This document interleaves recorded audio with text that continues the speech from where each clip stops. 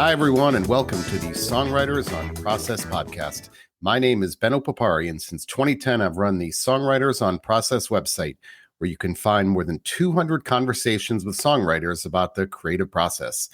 I'm not here to talk about tour stories, band drama, how a band got its name, or favorite foods. My goal is to treat songwriters as writers, plain and simple. This is an intelligent conversation about the writing process between two writers.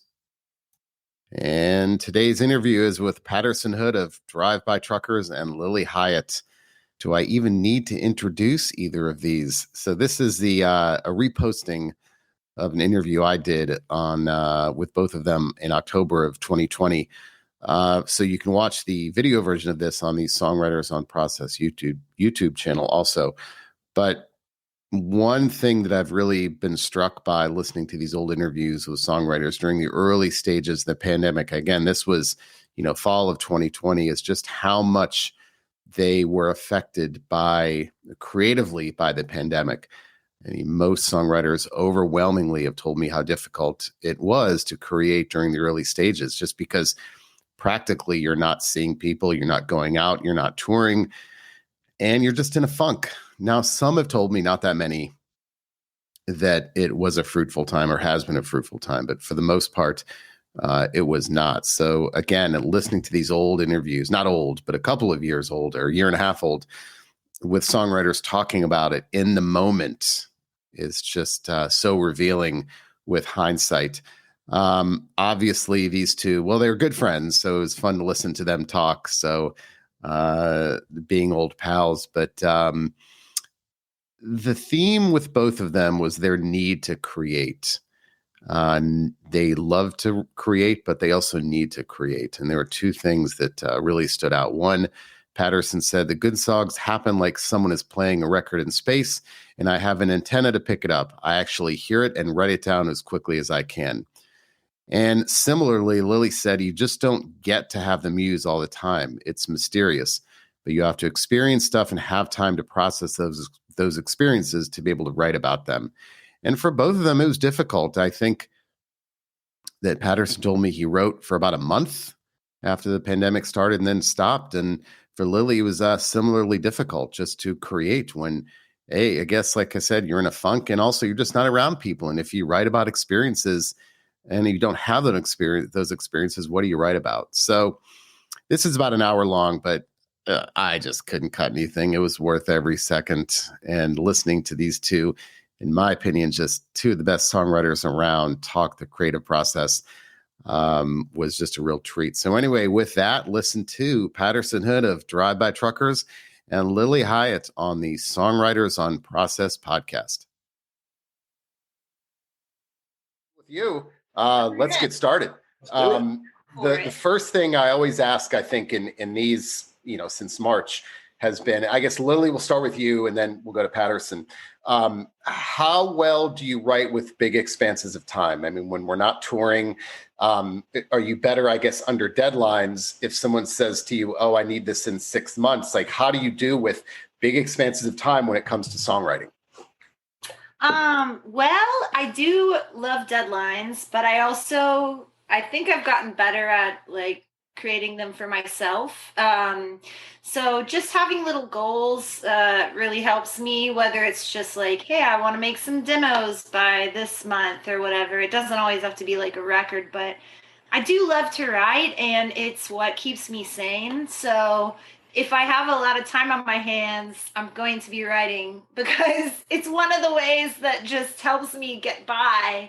It doesn't mean I'm going to be writing great stuff always, but I try to write as much as I can and without forcing it. There are times when I'm like, I need a little break, but yeah, it's been nice to have. I've had plenty of time to write lately.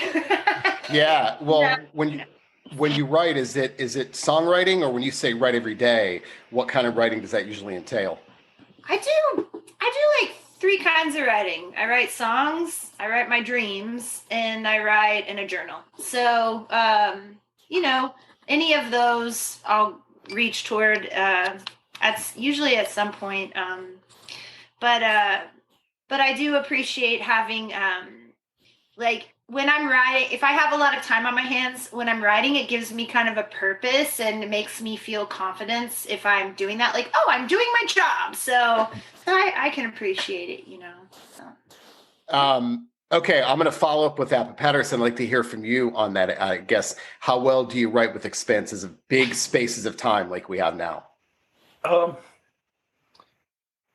don't know if that makes a big difference with me. I mean, having some time, I need some time, and so it's you got to be careful what you ask for. It's like, God, if I just had a little more time to write, all of a sudden, oh my God, if I just didn't have so much time with nothing I can do but maybe write. But I don't know when the quarantine stuff first started, and all of a sudden it's like, holy shit, I'm going to be unexpectedly home for God, maybe 3 months. Oh my God, I'm going to write like crazy. I'm going to write another album. I'm going to write that Drug Apple record. I'm going to do all this stuff. And I'm going to work on that book I've been trying to work on forever.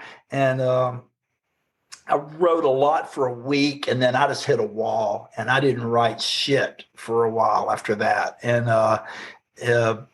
until this summer, I wrote a couple of songs during I live in Portland, so we have a crazy summer here, and with all the protests, and then the feds sent in federal troops to occupy our fucking city, and to really make things much more fucked up than they already were, and so I wrote a couple of songs and all of that. And then we decided we were going to put out another record so that we could have 2 brand new records that we can't tour behind.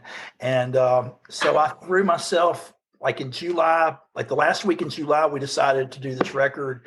But in order to have vinyl before Christmas and have it come out before the election digitally, it meant like for about 6 weeks, I was just like obsessively dealing with all of that. But and since then, I've written 2 songs since all of that. So I'm writing at a pretty okay pace for this time in my life, I think, right now. And I finished one a couple of days ago that I'm actually going to play tonight at my show. I do a every other Wednesday thing here. Yeah. And so I'm definitely doing some writing. I don't know if I definitely need some time to write, but I don't need as much time as I've got right now. It's more than anything, I need just to get out of the house. Yeah. Do you think it's important to write every day though, or create every day? I mean, some songwriters tell me absolutely not. You need time to fill the well. Do you think it's time to write in some fashion every day? I think I'd be happier if I've got to write every day. I don't.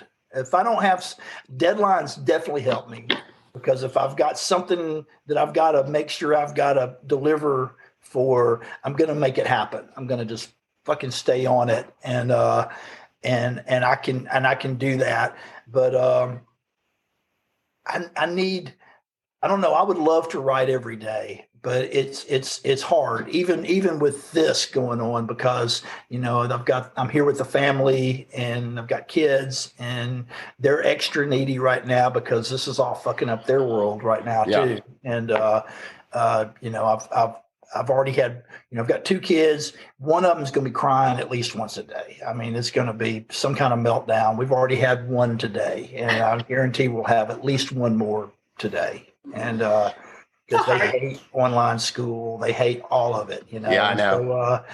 So they miss their friends. I miss my friends. I get it, Yeah. So we have 4 kids, 17, 14, 11, and 9. Gosh, I hope I got those ages right. They're going to kill me. I've got 11 and 15. So. Yeah, right. So do you find, though, that having kids has made you more disciplined as a writer because you have less space? I mean, I found certainly for me that I know that if I only have an hour, I can't mess around for 30 of those minutes. I got to go up and read or write. So do you find that generally that's made you more disciplined? Yeah, it's had to. And I think that I think it's made me less likely to take to follow the ones that probably weren't going to deliver anyway. I mean, pretty much now it's like if it doesn't seem like a vein that's going to, have oil or gold in it, I'm gonna go cook spaghetti or something. Oh, really? Instead. Okay. And whereas used to, I wrote all the time. When I started writing when I was 8, and I would sit in class and I would write in class all day. And I didn't listen to the teacher. I didn't give a fuck about school. I made terrible grades. But I literally wrote 1,000 songs before I was out of high school. I wrote every damn day. I filled up this notebook after notebook of songs. And that's where I learned how to be a writer. And so, they weren't good songs. They were terrible songs, but they were songs, and they were, and it definitely taught me what I know how to do. But as I've gotten older, I've gotten a lot more nitpicky about going back and editing and fixing shit. Whereas used to, I didn't. I would write and move on to the next thing. And I would consider it a snapshot of a moment in time. And I was kind of almost superstitious against fixing shit. And I kind of regret some of that now, because some of those songs are out there in the world. I go, God, wish I'd taken a little bit of time to fix that one line that really counts, Right. So, Lilly, you mentioned journaling, dreams, and songs, I think, as those 3 types of writing. Do they ever cross over, I guess? Do you ever go back to those journals and say, maybe that can be a song? Or how do you determine what goes into what, I guess? They don't cross over that much. I think like sentiments carry forward into, an emotion that's conveyed in a song. But usually, like, when the song is being written, it's just taking sail on its own, and just to like backtrack a little about talking about like creating every day. Like, I think that part of creating is observing, so like, even if you're not hands-on making something, being a creative in the world includes astute observation and like absorption of what your surroundings are, whether your freaking house for months and months or the road or whatever, in my opinion. So I guess some of that stuff goes into songs in a subtle way, but I don't like go look back and pull from things, really. You don't really? Okay. I like to move forward. Yeah. So, but I guess how do you determine what goes to what, though? Because I've never heard anyone say the like 3 different buckets. How do you determine, this should be a song or this should be a journal entry?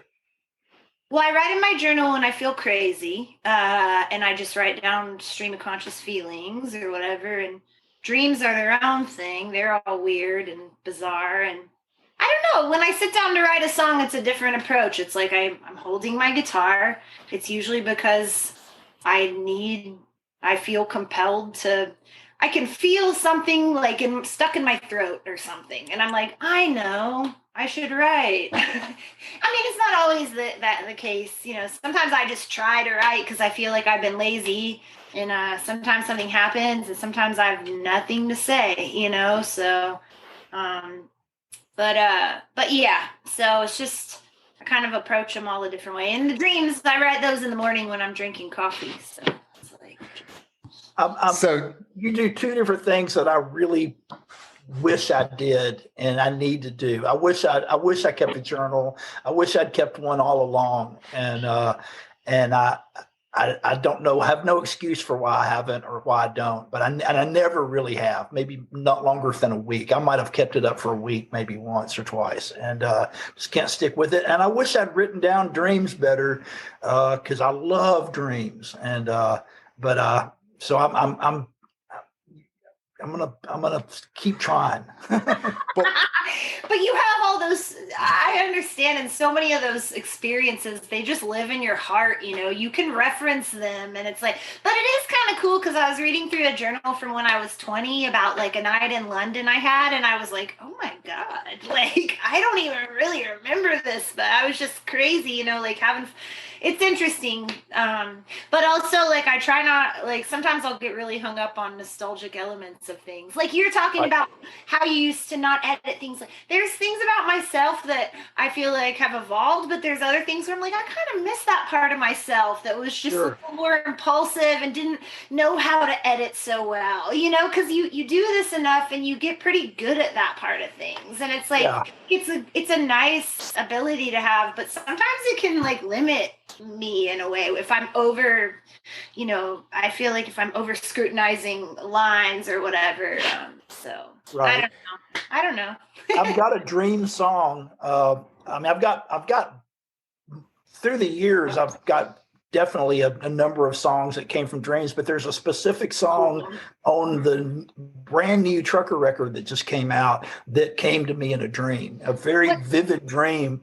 And I wrote it right before we moved out here. So I wrote it in 2015, right before we moved to Oregon. And it was one of those dreams where I'd gotten up, maybe gotten the kids off to school and gone back to sleep for a couple hours. And I had this like vivid dream.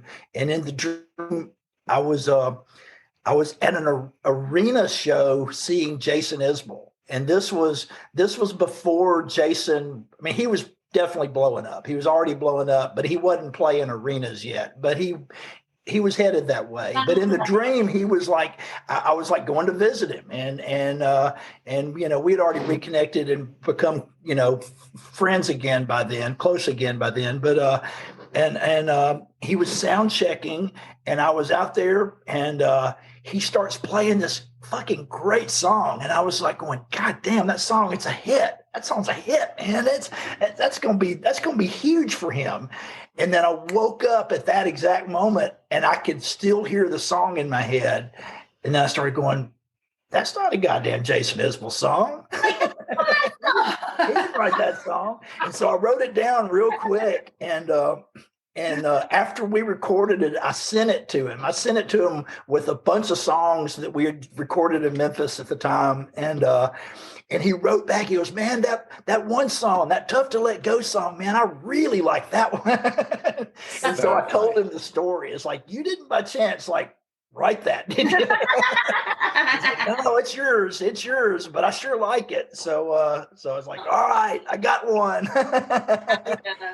That's special. So Patterson, why do you, you know, I think I can divide songwriters into three camps. The one who say they journal, the ones that say they never journal, and the ones that say, like you, they wish they did, but they don't. But I guess maybe Brian Fallon said this to me. He was like, yeah, I don't journal. I have no desire to journal. I don't see why. So I guess what would journaling accomplish for you? Like, why do you want to start doing that? I don't know. It just seems like it'd be a good thing to do. I don't know. You know, it's like I've got a really vivid memory about shit. And although as I've gotten older, I've also seen that memory can play tricks on you too. You know, it's like some of my vivid memories might not really be quite true, you know? And so I don't know. I mean, it just seems like it'd be a good thing to do. It seems like it'd be a handy thing to have, you know? I've been, I think it would be good for my writing process to do that. And if nothing else, it's a habit of something you've got to write every day, just making sure you're sort of in that zone. You know, it's weird because I call it writing mode. And when I'm in writing mode, I am worthless for everything else. And so when I was a kid and I didn't give a shit about school, I was just always in writing mode, you know. It's like, oh, ADHD, you know, and which I'm sure I'm like off the charts. My ADHD and my kids are, bless their hearts, you know, and so they didn't have a name for it back then. I don't think. Yeah. Even. I'm so old, but so I would write, but I would forget to. You know, one day I literally walked around school all day with my shoes on the wrong feet. And finally a teacher stopped me in the hall. It's like, you've got to change your shoes. It hurts me to see you do that. You're going to mess up your feet. I was so oblivious to it because my mind was off in whatever I was daydreaming about or writing about or whatever. And that's literally all I did was write. But now I'm busy. I got a family. It's like I can't be in that mode all the time. I can't. The kids would never get fed. They would. I couldn't. I wouldn't be able to earn a living. I have to be really structured and disciplined about my day-to-day getting shit done. And so it's kind of like I have ever so often I get everything done and then I splurge and I just let go and I let myself go there for for a few days, like a vacation, and then I write a lot. And I wish I could write songs more on the road. I occasionally get lucky on that. I do write a lot on the road because I'm always in kind of that kind of a mode. And on the road, I've got someone who tells me what time I have to be at sound check and make sure I'm there, so I can just be that way. But there's too much noise and sound on the bus to write songs. And so I write other things. I work on my book or whatever when I'm on the road. And occasionally I get lucky and I get a song out of it too, but not as often as I would like. Yeah. Okay, so Lilly, we'll start with you with this one because let's get into the nuts and bolts of the process, and I've got other questions to ask about the process. But I guess, what is your ideal writing environment? Time of day. Is there an ideal time of day, place in the house, things you need with you, and then make sure you answer the question that I have found songwriters. I could entire website dedicated to the pens and the pencils and the types of paper that they use. I've interviewed Hayes Carl twice, and he told me that he gets all of his legal pads from Office Depot. We have to come from Office Depot. And I've had people say certain types of pens, I could do an entire... Yeah, right. Yeah, right, exactly. But it's got to come from there and nowhere else. But brand loyalty to pens, they're fanatic about it. So anyway, Lilly, answer that first, I guess. There you go. See, I know. I can't wait to hear these responses. So time of day, place, things you have to have with you, stuff like that. Lilly, go ahead. Okay. Time of day, it really doesn't matter. I love a good reflective evening, writing of a song, but I've had them happen in the afternoon. Preferred area in my house. I've literally written songs in every part of this house. I've written my last 3 records here. So it's like, and if you, like Patterson said, if you have come out on the road, occasionally I'll get lucky and be like, yes, I wrote a song in a hotel. But, it's hard on the road. Like you said, so much is going on that you're taking so much in to take home and write about that you're just like, yeah, it's like sometimes I'll get a few. And in terms of what I like to write with, I started writing with pen and paper. Then I went to my computer for a little bit, and I wrote all of my record Trinity Lane pretty much on my computer. And then I got tired of the computer and was like, I don't like this. I miss the pen and the paper. So I've just started writing the same journals that I journal in, I write songs in, and don't have a preferred pen. I have a ton of pens at my house, but I've noticed I love writing pen to paper because it makes me be a bit more deliberate, and it's just a little bit more engaged. And especially these days where everything we do is technology based, I find it a real treat to be able to create something outside of that.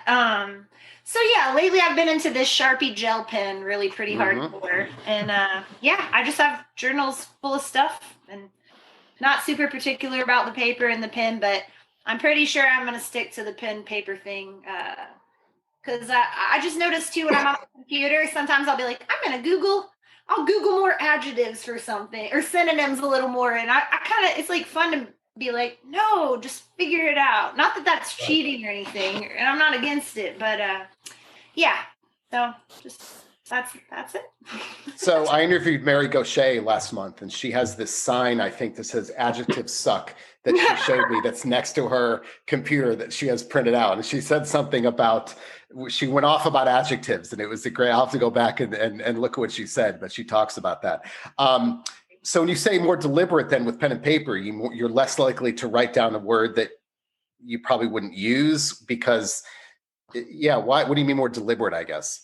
I think that I'm just there's something a bit more concise about it. Well, another thing I love about the pen and paper, you can see your editing process. You don't just delete and retype. Like you see all this scratch, you see your mind at work on it. You're like, whoa, like the scratches, the doodles, the moment but it just feels so good to use your hand in that way. And it's made me think a little more about what I'm trying to say, because I'm like, you can only scratch out so many times, so yeah.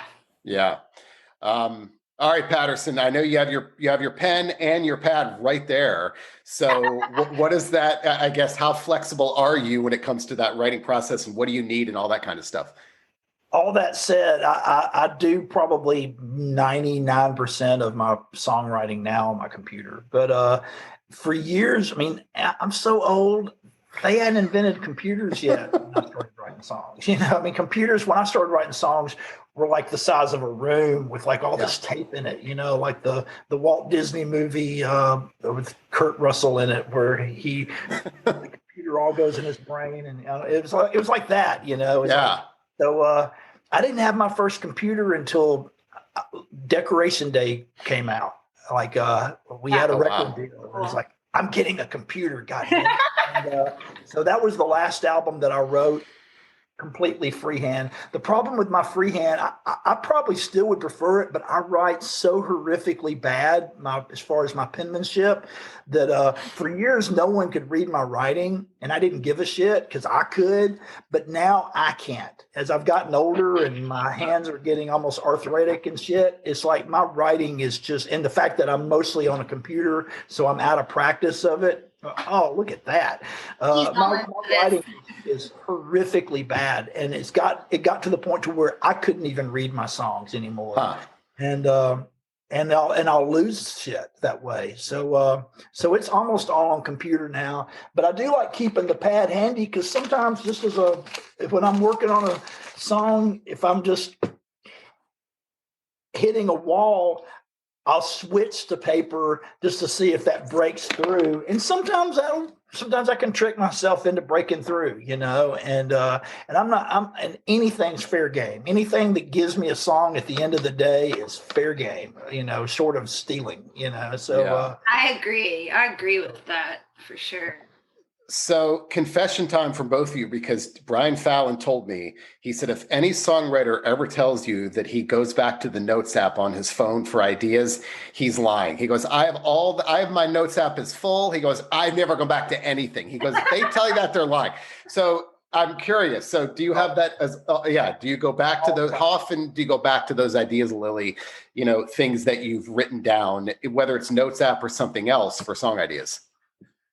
Well, that's hilarious, because I've tried the little note writing thing too. And I'm like, for a while I had a tiny little, composition notebook, and I'd write things, and I never referenced it really. But what I do reference is, a lot of times when I get a thought or idea, it's easier for me to put it on my voice memos, and my voice memos are full, and I do use those. Like there's some full songs that I'll just sing out some crap, and then I'll go back and write it down and be like, wow, there's like almost a whole song there, might need some refining, but yeah, in terms of like writing little things here and there, like, if I'm going to be writing the song, it's just got to be in that time. Like it's either happening or not. So you don't go back to like, you don't go back to those old ideas and say, I need something here, let me go back and see something that I've done months or years ago. Do you have those things to go back to?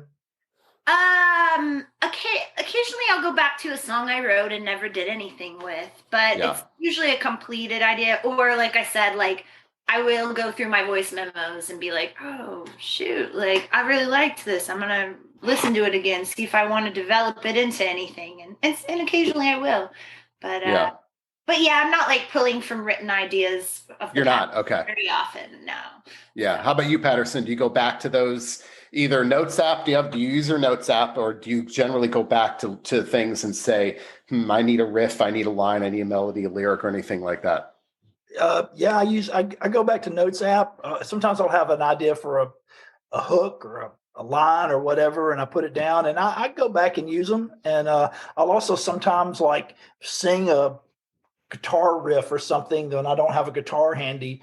If I have it and I learn it, I can probably remember it. But if I don't have the guitar, I've got to have some way of holding the memory of it. And so I'll put a riff, I'll listen like down, down, down, down, down, down, down, or whatever into my whatever that app is, the recorder app. And I've used those. A couple of those, sometimes that, it's become a song or a bridge or whatever, So like I said, anything that works, man, I'm all for. Yeah.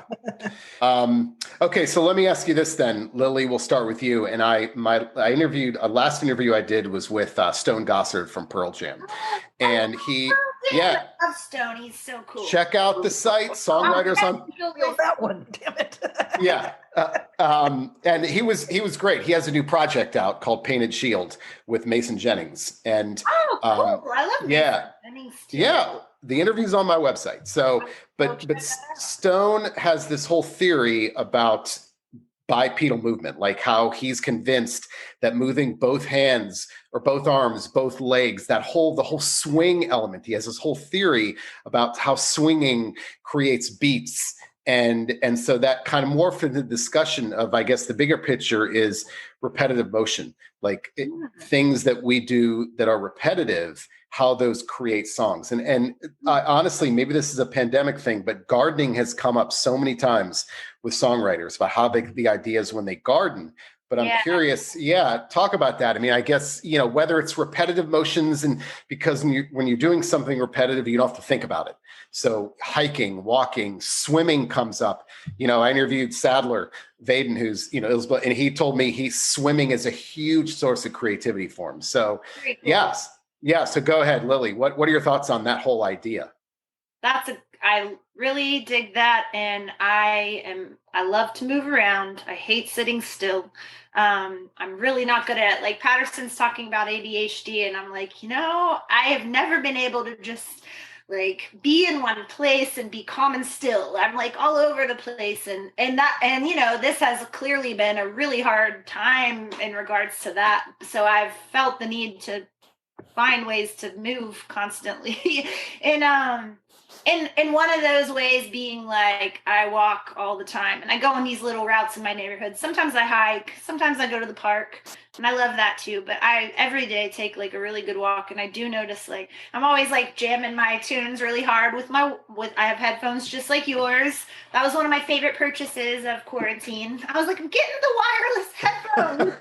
I'm just gonna do it. But and I usually even move to the beat kind of. And I do notice after that walk, like no matter what's going on, like I am centered and my thoughts are so much clearer than they were before I took it. So I'm sure that feeds into creativity. Absolutely. Because it's like there's a clarity that comes with it that is, like nothing else. So do those song ideas come to you?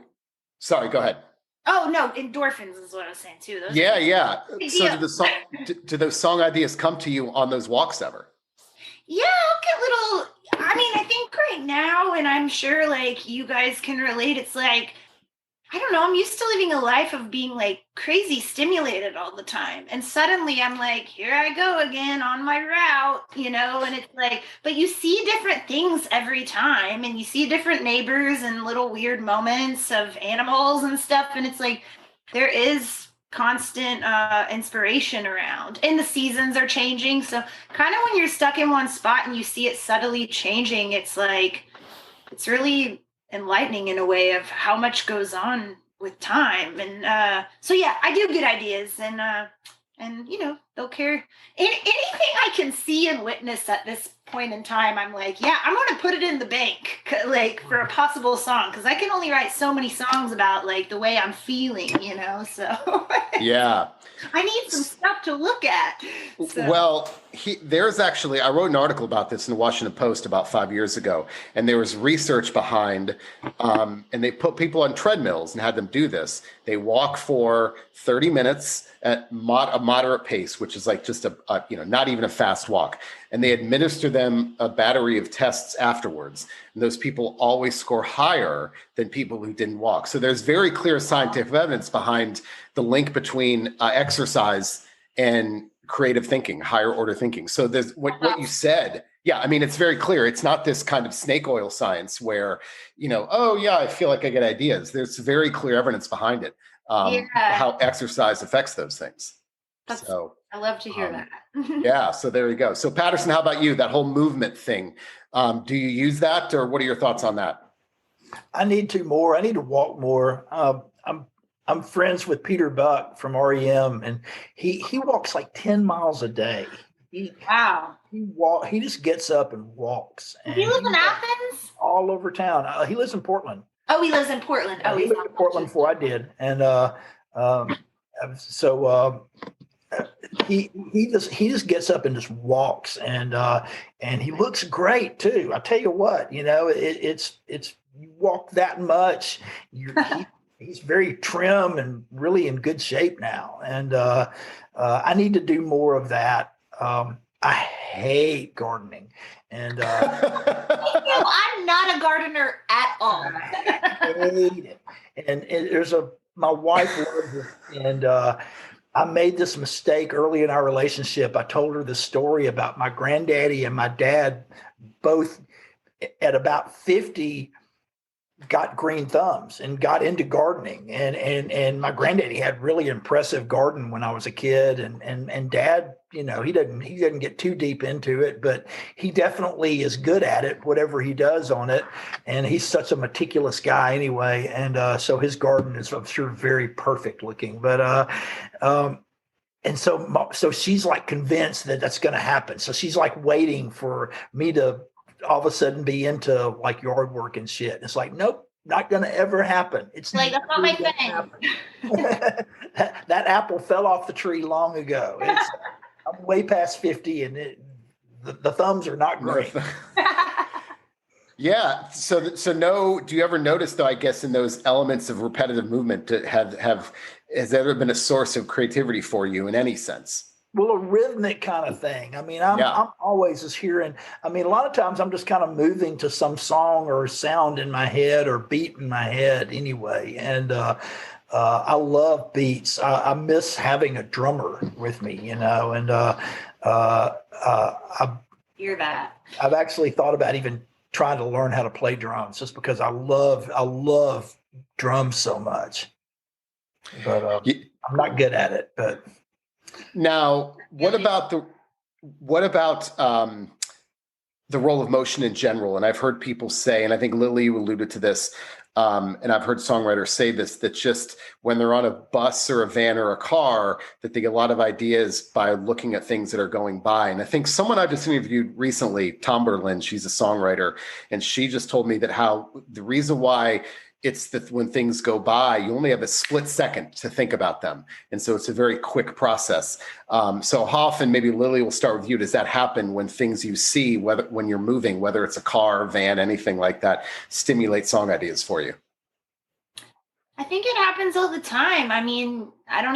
There are so many things that go into our subconscious, but it's like, little quick moments can make a huge impression. It can be as simple as someone saying, have a good day, and giving you a beautiful smile, or like a pretty bird flickering, or you drive by an abandoned building and you wonder what goes on there, so it's like that curiosity that comes with being a writer, gets piqued so quickly with those kind of visions. So yeah, that's a good point though. You don't have often you don't have too much time to really know the behind the scenes of why or what is happening that you're looking at. So you have a lot of room to romanticize your own version of the story, which is fun, you know? Yeah, when she said that, it was very interesting. That whole idea of when these things are going by, you barely have time to process them.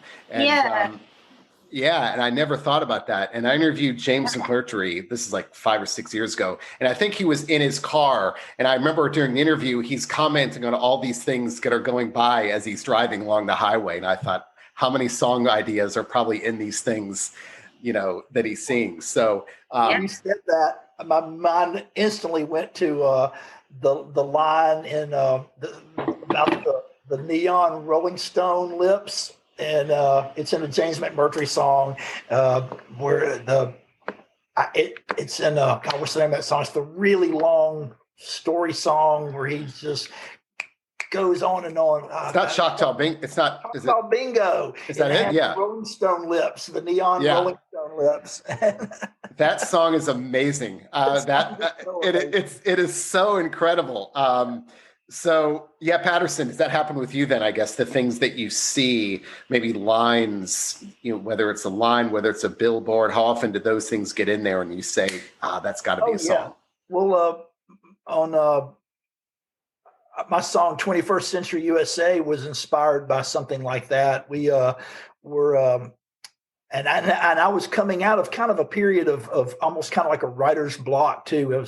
I was really aware of the fact that it was time to start writing a new trucker record, and I was writing, but it wasn't it wasn't anything that made sense for our band to be doing at that time. And I don't want to limit my writing to that, but at the same time, I also don't, and my band, I mean, they're all about pushing them in different places, but what I was writing was so not what I wanted to be playing in a band. I'll put it that way. At that point, I was wanting something, or something specific I was wanting, but I couldn't quite wrap my head around what it was, if that makes sense.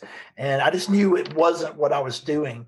And we were on tour, and with you. We were on tour with you. Yeah, that was such a fun tour. Oh my God.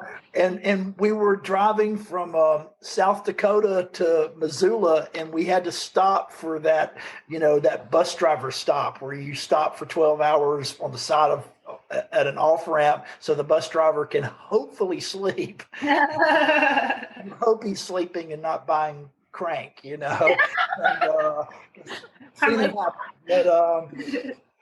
and we were at an off ramp just outside of Gillette, Wyoming, and it was January, and there was like melted, like partially melted snow and ice everywhere. And we were at a Holiday Inn Express just outside of Gillette off I-90. And we were going to walk to a Mexican restaurant to get something to eat. And so we were all starving, and it was kind of grim where we were. And I walked out of the motel, and our bus was across the parking lot with, like I said, scattered patches of discolored ice, and you could see the bus under this giant billboard sign that said the Oasis Tanning Salon. I have no idea, talking about process and songwriting, I have no idea why that would spark a song, but it did. By the time I got to the restaurant, I had the first verse. And as soon as I finished eating, I ran back to the room and wrote the song. And that was the song that, to me, kind of delivered that album to me. I mean, I once I wrote that song, it's like, this is it. This is what we need. It's kind of the follow up to what we did last, but it's more personal, and it's more a little weirder and a little, and it kind of opened floodgates. And over the next 3 months, I wrote the majority of the songs of mine that ended up on the Unraveling album. So you mentioned rut. So Patterson, we'll stick with you, then we'll go to Lilly next. But you mentioned rut. Are there things that when you're in that rut, I don't want to call it writer's block. A rut maybe generally when things aren't happening. Are there things that you use? Do you try to push through? Do you just walk away? What are some good techniques that you use when you're in that rut? And it can be any type of writing. sometimes I'll just force myself to work through. I don't necessarily get anything good out of it, but if nothing else, I'm getting something. It's like I'm practicing that thing called discipline that I'm not good at or whatever. Uh,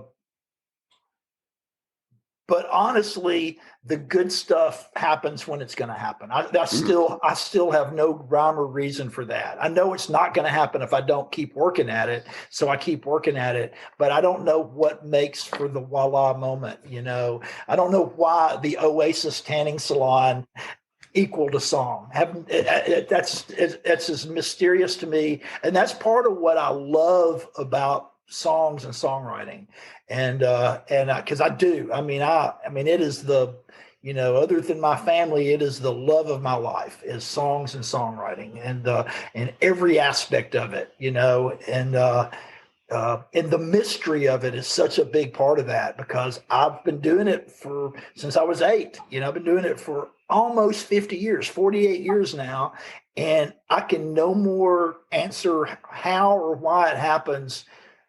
I'm just grateful that it does, because the good ones still happen, like someone's playing a record up in space and I have an antenna that picks it up and I hear it. I hear it as like physically feel like I hear it, and I write it down as fast as I can or type it or whatever. If I have a guitar, that's great because that helps me. But if I don't, I'll write it anyway. I write on planes sometimes. And I wrote Guns of Umpqua on a plane, and then I had to figure out how to play the damn thing. And so actually, since that is probably, I will confess to you, it's not a confession, I guess.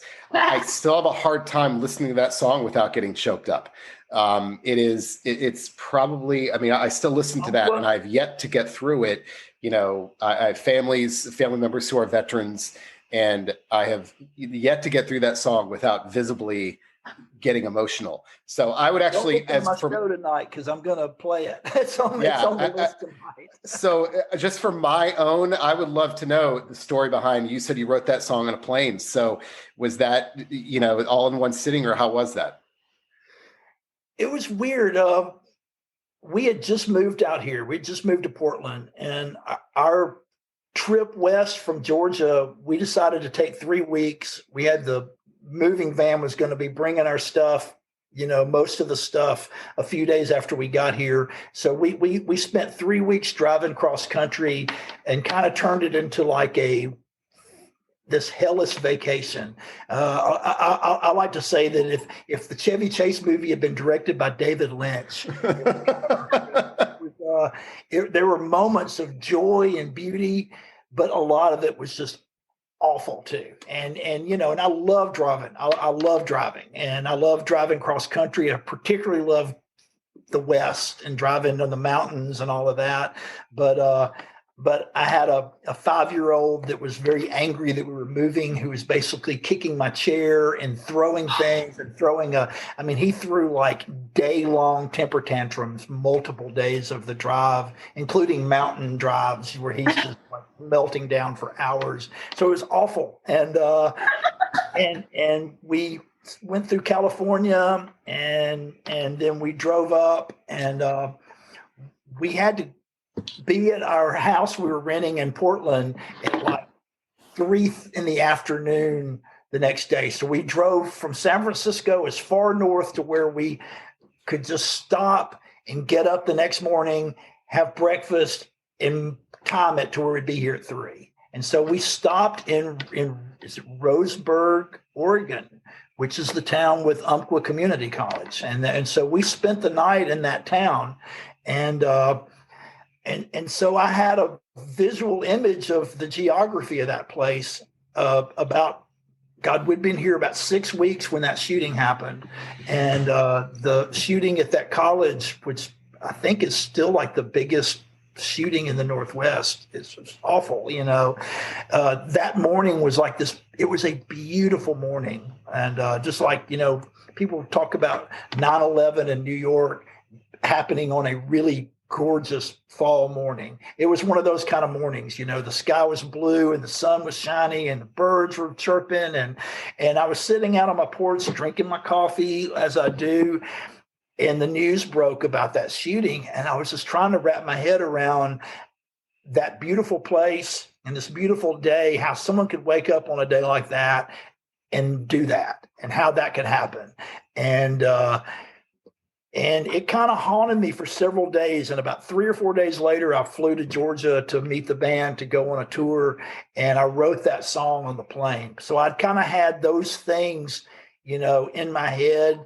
I'd also heard a story about, one of the people who got shot, who I think he lived, was a vet. Was a vet who had gotten home from the Mideast and gone to school, and with his veteran stuff. And it's like, he makes it through all that, and then he gets fucking shot in class. What the fuck, Yeah. And so I wrote it on the plane, but I wrote it pretty fast. I mean, like once it percolated for a few days, but once I actually started writing, that sometimes I'll have an idea for 5 years, but once I actually write the song usually happens pretty quickly. Was that song always first person, or did you write it? What made you decide to write it as a first person, I, rather than kind of the, third person? It just felt like it served the story better. I mean, I wish I could take some kind of credit for it being a conscious thought, but maybe it's just I've been writing for so long. I'm always pretty, at least subconsciously conscious of who's telling the story I'm telling, and mm-hmm. whether, and in a song that's pretty easy for me because it's one thing, my attempts at writing a book, that's something that's really kind of fucked me up a little bit, because I'll be writing it one way and then realize it doesn't work. And then I get mad. And it's like, I don't want to start all over, and, and I'm lazy and all of that. Whereas a song, it just seems to happen. I felt instinctively knew that guy's story was the way to tell the story. Okay. Even though, it was a fictional version of the guy. I don't know anything about the guy, but in the story, he had just gone to a wedding, and he had done these, and he had been hiking, because I figured, hey, he's probably outdoorsy. He was in the Army, he lived, most people who live here are outdoorsy. It's kind of stupid that I live in this beautiful place and I don't hike. What's wrong with me? So, Patterson, I'll stick with you then Lilly, because you said something at the beginning of the interview about being less likely, I think, to follow through with songs, Patterson, that just weren't working. And so I guess it sounds like you didn't used to be like that. So I guess this is kind of a two-parter. So now it sounds like you just, if songs aren't working, you just say, probably not meant to be. And then when they are working, how much revising are you doing? And what does that revising entail? Does it involve organizational revision, word revision, things like that? It depends. The song I wrote this week, I started it, and it's like, I knew there was something good there, but I also knew it wasn't happening. It's like, I'm going to see it through. I'm going to write out what I got, and then I'm going to go to bed and I'll look at it and see what I think. And then it was about 2 days before I looked at it again. And when I looked at it again, it was better than I thought it was that night. And I still don't know if it's like any top shelf song, but it was definitely better than I thought it was that night. And so I just finished it, basically. I wrote a bridge that I thought made it better, and then I wrote a final verse that I think definitely made it better. And I may still want to at some point go back and rewrite the first verse. So Lilly, how about you? I guess, what's your revision process? Do you do a lot of revising to your lyrics? Well, like Patterson said, it just depends. And I feel like the bulk of the song comes out, quit pretty fast. And then it's like, occasionally, like I wrote something a few weeks ago that I was really into and I was playing it, but then over time I was like, this needs not every song needs a bridge, but some songs really do need a bridge. And sometimes the bridge happens right away, or sometimes I'll put it in there later. Sometimes it's just a few chords changing. But yeah, I try not to overdo it. But there is that feeling when something's just not quite done. Because I can tell when I like something because I want to play it again. And then I'll, play it again and get kind of into it and start memorizing it. And sometimes I'm like, that's not the exact hook line that I'm trying to deliver. Like, what am I trying to say right there in a simple way? So some things just, they get completed in like 10 minutes, and other things it's like, I just have to, on my walks, walk around and think about the lines a little bit, but without, I hate editing things to death. That's not my style. I'm just like, I want to finish this as soon as I can. So yeah, I'm with you. I don't spend a lot of time editing. I'll try to fix what's screaming to be fixed. And it's funny. I've got a song, and I think I've even talked to you about it, Lily, because I think it's one of the ones that I've thought, maybe you might be able to be the person who can help me figure. It's just an idea that I've had forever. I've had it over 20 years, and I've written it as a short story. I've written it as a song. I've rewritten it as a song. That first week of the quarantine I was talking about, when I was writing so much, I spent, I don't know how many hours on that song, just rewriting it and then rewriting it again and working on it.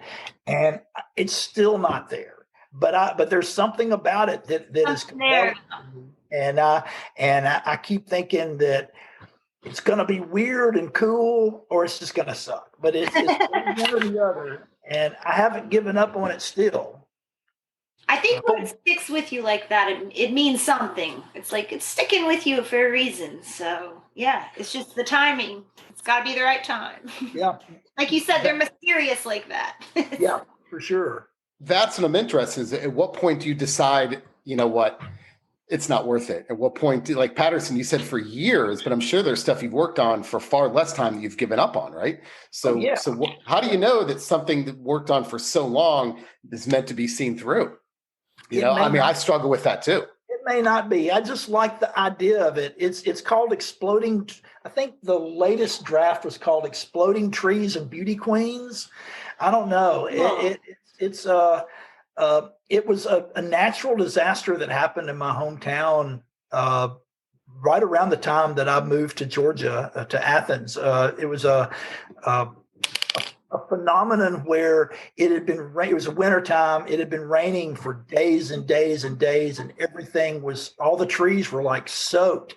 And then this sudden huge winter freeze came through, and all those waterlogged pine trees froze and exploded. And it was like it was in CNN. It was like national news, because it did massive damage to all over the town. I mean, exploding trees everywhere, with landing on houses, and it knocked a house 2 doors down from my mother's house completely off its foundation. I mean, all this crazy shit happened. And this girl that I worked with at a restaurant in Florence back when I lived there had won a beauty pageant. She was like going to the Miss Alabama pageant, and a tree fell on her in her car that day. And she lived, but it nearly killed her. And it was really horrific. And just that crazy imagery of that day, because I was driving home from, actually the first time I ever went to Athens, Georgia, which right before I ended up moving there, I was driving home as all of that happened. So I drove into town just as that phenomenon was occurring. And so I was watching it happen all around me. I was seeing trees falling on roads that I was on and shit. And it was really freaky. And I was trying to get to my grandmother's house to make sure she was okay. And her house had all this damage, and I couldn't find her, and she was okay. But I was worried, and it was this crazy day. And I feel like there was like a song in it somewhere. And so maybe it's just too much shit for one song. I don't know, but I keep going back to it because I think it'll be cool if I can get it. But, yeah. Okay, two more questions. First one, Ernest Hemingway said you can never write about a place when you're in that place. He could never write about Paris when he was in Paris. He could never write about, Spain when he was in Spain. He needed distance. And I think that applies now a lot because a lot of songwriters, since I've been doing this since March, have talked about how it's been a struggle to write.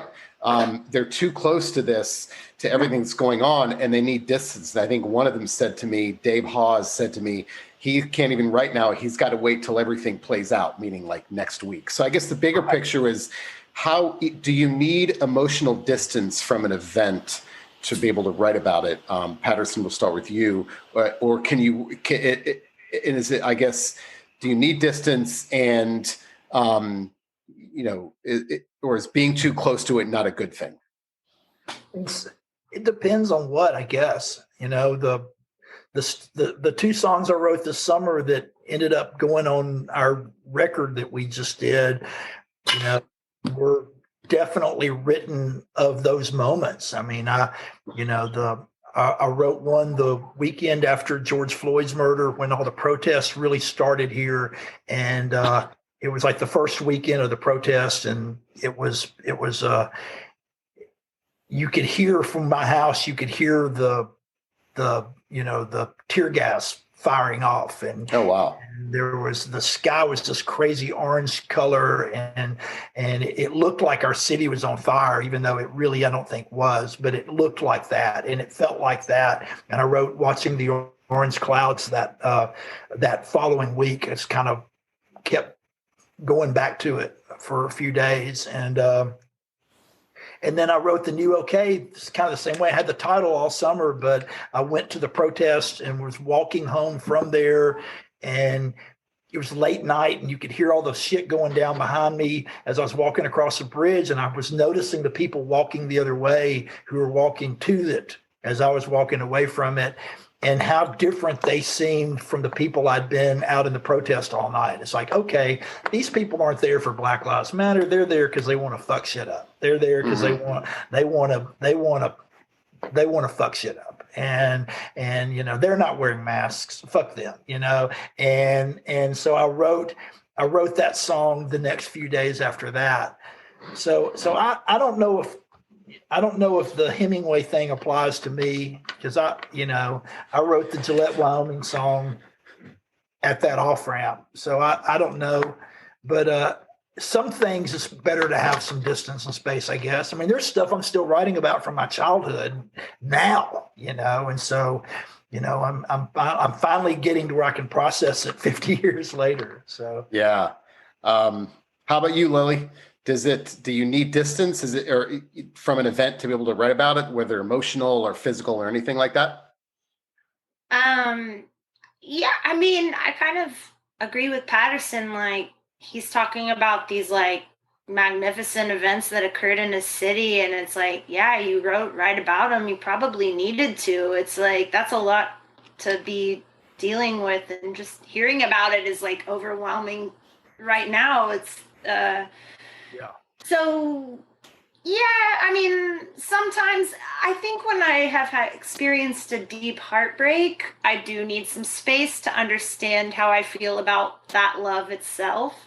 But in terms of, situational occurrences, sometimes you just gotta write about them, right away. But I will say, I do really realize traveling so much, something I miss about it so very much is that it did offer me this space and perspective on things that was really valuable. And I'm trying to like create that here somehow and make a little world where I can access that in the same way. 'Cause there's just this understanding I'm able to come to when there's been a little room. And I will say, like, as soon as I put my last record out and all this quarantine started and all this, I'm like doing interviews and people are like, what do you have, a new record in the works? And I'm like, no, like I'm immersed in this right now and I need a moment to like experience a life and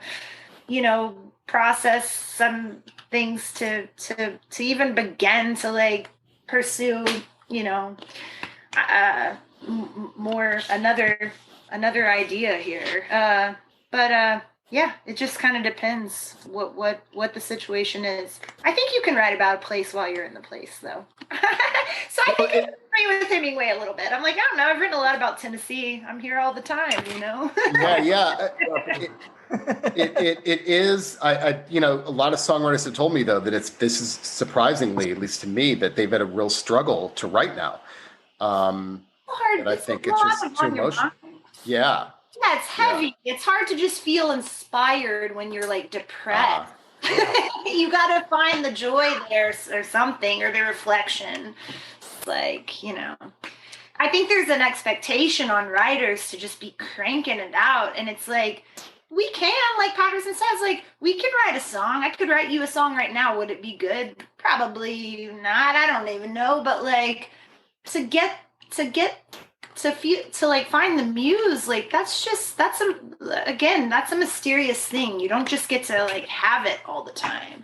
So I think it's kind of funny that there's that pressure to like, I understand like you can be a prolific writer, but like to get a record that is so, these records we make, they take a little time to get it together, at least for me, I'm like, I have to experience some stuff and I have to have some like eureka moments. And like Patterson said, I have to have that moment that it's like writing 21st Century USA, which I love that song. And it does set a tone for your album. And you have to kind of get to that place where you're like, this is where I'm at. Or, I do. So. Right. I never thought about that I guess if we're sitting around, you really can't go out that much. It's harder to write about experiences, right? I mean, if you're not on the road, if you're not meeting people and you're in your house, right? I mean, unless you see stuff on that walk every day. Well, I mean, I read some letters the other day from my parents and it made me write a song. There's all sorts of things to draw from, but yeah, it is like, I just think it's funny. It's like, we have to deal with our lives too. And like Patterson's talking about like writing a lot at first and then hitting that wall a few months back before you released another record, which is amazing. But like there has been a lot to process, and sometimes or talking about your tree exploding song, like that's a lot to compute. It might just take a little time to like whittle it down into the song, so it's like, I don't know. I really don't know. I don't know where they come from, but I know what Patterson means when it's like, they do feel like they come from somewhere above to me too. I'm like, I pulled one in. Yes. It's as close to religion as I get, it's like, I really, it does feel like it comes from somewhere, and it does. I'm not religious in the literal sense of, God gave me this song or whatever, but there's definitely some kind of something out there that I feel like on the good days I'm able to tune into. That's a radio station. It's Sam Phillips is up there turning the dials on a radio station up there. There you go. Yeah. Okay, last question. Reading. I found that songwriters are voracious readers. So let's talk about maybe things. Patterson, we'll start with you. Things you've read lately. Favorite author is always tough because I don't know that I have favorite authors as much as I just read things as I think I want to read them. But what have you been reading lately? How much? I'm sure that influences your songwriting process. But yeah, let's talk about those books. I just read. Let me see what the name of it is.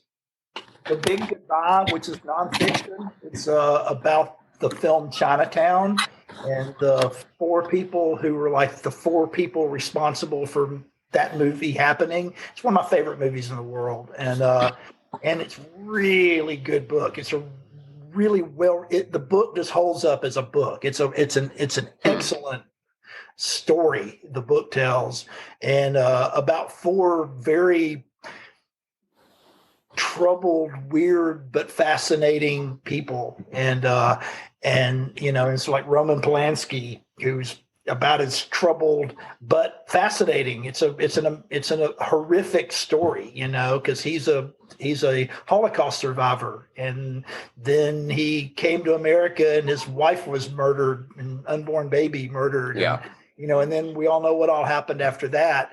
But all of that went into that movie, and the guy who wrote the screenplay, Robert Towne, is an interesting story and a character, and Robert Evans, who produced the movie, and then Jack Nicholson, who really comes off cool as shit in the book, and surprisingly so, even, actually, as much as I've always loved Nicholson. But great book. And then I just read Will Johnson's book. My friend Will Johnson, who used to have the band Centromatic, and he's a solo artist and a painter, and he's written his first novel, and it's gorgeous. And I just read that, an advanced copy of it, and I'm just started reading Willie Vloughton's next book, which is coming out next year. And he's one of my favorite writers. He used to be in the band Richmond Fontaine, and he has the band the D-Lines.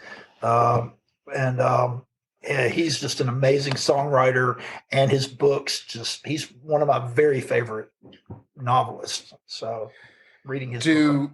Does that kind of writing influence your songwriting? The things you read, those long form pieces, do they influence your songwriting at all?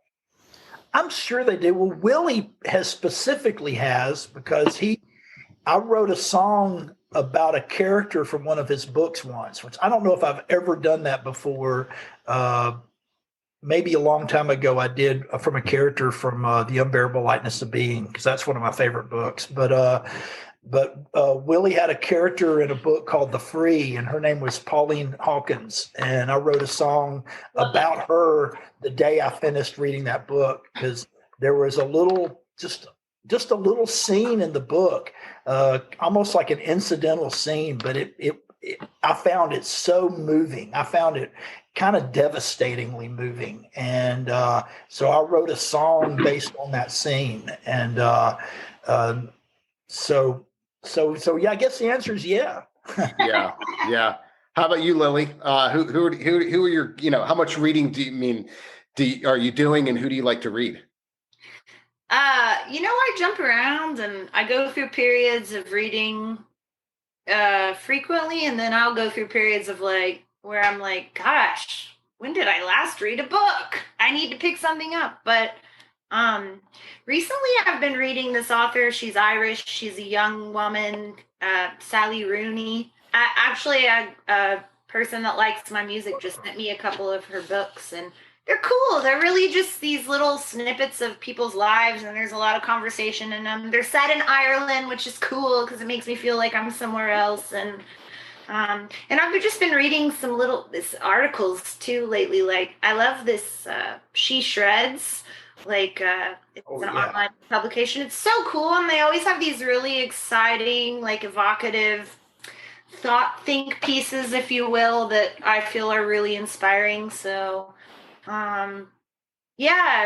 sometimes I'll dabble in a little poetry or something, but it just depends. Occasionally I love a good I read Flea's autobiography. Oh, I heard that's great. I've heard it's great.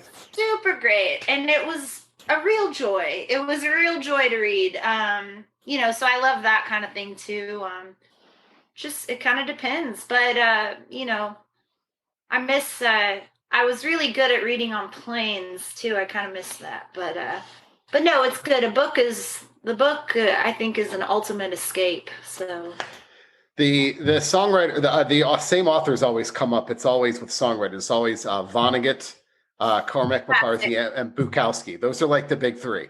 I read Vonnegut this summer. I read Sirens of Titan this summer. So good. I haven't read that one. It's cool. I've read most of his books, but I've never read that one, I don't think. It's pretty fun. It's a good one to be reading right now. It's whoa. So. And that's it for the latest episode of Songwriters on Process. Don't forget, you can find all of my interviews with over 200 songwriters on my Songwriters on Process website at songwritersonprocess.com, going all the way back to 2010. You can read them, watch them, or listen to them. So until next time, thanks for listening.